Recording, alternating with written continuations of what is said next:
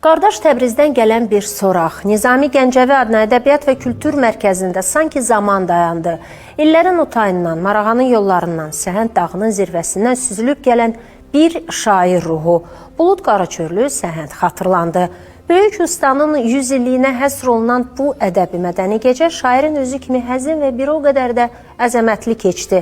Təbrizin o sənət ocağında Səhəndin poeziyası necə anıldı? Gəlin bu şeir şöləninin, bu ehtiram gecəsinin qapılarını birlikdə açaq.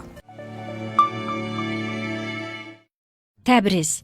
Səhəndin həm ilhamı, həm də sığındığı liman, Mirzə Əli Siqətül-İslam evində toplaşanlar sadəcə bir yubileyi deyil, həm də xalqın yaddaşını, ana dilimizin o nazik budaqlarını qoruyan bir qəlbin doğum gününü qeyd edirdilər. Ruqiyyə Humayunun aparıcısı olduğu bu gecə şeirin və sözün müqəddəsliyi qarşısında bir əyilməz duruşudur.